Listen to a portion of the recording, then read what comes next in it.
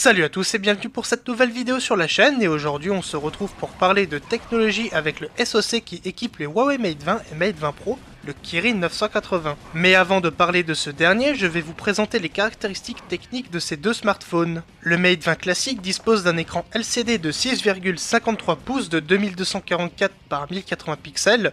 Question OS, il s'agit d'Android 9 Pie associé à la surcouche Emotion UI 9. Il est équipé du El Famoso Kirin 980 dont je parlerai plus tard dans la vidéo, associé avec 4 Go ou 6 Go de RAM et 64 ou 128 Go de stockage selon les versions. Deux emplacements pour carte SIM sont présents, dont un peut accueillir une carte microSD de 512 Go maximum.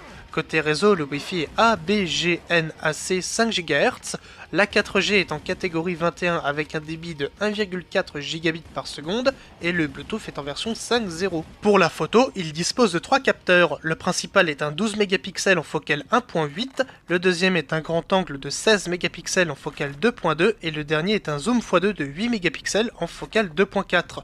Le capteur frontal est de 24 mégapixels et pour la vidéo c'est en 4K à 30 images par seconde. Au niveau de la connectique, on est sur de l'USB-C uniquement, il n'y a donc pas de prise mini jack et la batterie quant à elle est de 4000 mAh. Le Mate 20 Pro dispose de quelques changements, à commencer par l'écran OLED de 6,4 pouces de 3120 par 1440 pixels, la mémoire vive passe de 6 Go à 8 et pour la photo, le capteur principal passe à 40 mégapixels focale 1.8, le grand angle à 20 mégapixels focale 2.2, le zoom x2 quant à lui reste le même et la batterie gonfle à 4200 mAh. Je reviens maintenant sur le Kirin 980 et celui-ci comporte un CPU 8 cœurs composé de 2 Cortex A76 cadencés à 2.6 GHz, 2 A76 sous-cadencés à 1.92 GHz et de 4 Cortex A55 à 1.8 GHz.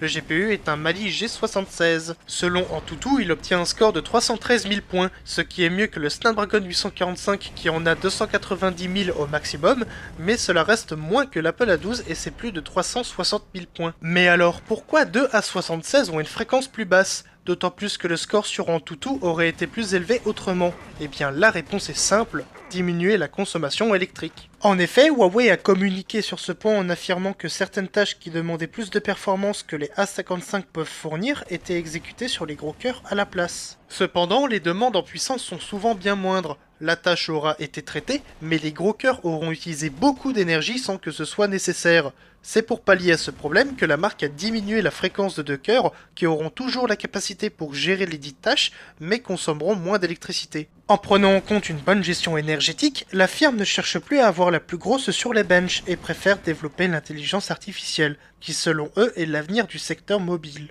Il y a quelque temps, un SoC de Mediatek, le Helio X30, fonctionnait de la même manière et comportait 2 A73, 4 A53 et 4 A35, ce qui en faisait un CPU très économe en énergie tout en restant performant. Mais ça donnait quoi à l'époque? Eh bien, il était plus performant que le Snapdragon 820, mais Mediatek n'avait pas Qualcomm en ligne de mire, mais HiSilicon et son Kirin 960. Mais ça, c'est une autre histoire. Mais ce n'est pas tout, Huawei met aussi en avant une technologie basée sur l'IA, le GPU Turbo. Elle permet d'améliorer les performances tout en diminuant la consommation électrique. Par exemple, vous lancez un jeu comme PUBG. Vu que vous êtes connecté à Internet, le serveur dédié au GPU Turbo va communiquer avec le processeur neuronal intégré au SoC. Celui-ci va prédire la gestion énergétique en modifiant les fréquences et tensions de fonctionnement du CPU et du GPU.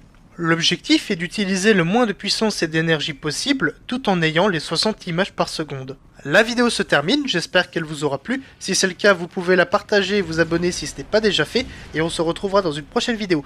Mais en attendant, je vous dis salut à tous et à la prochaine. Tchuss!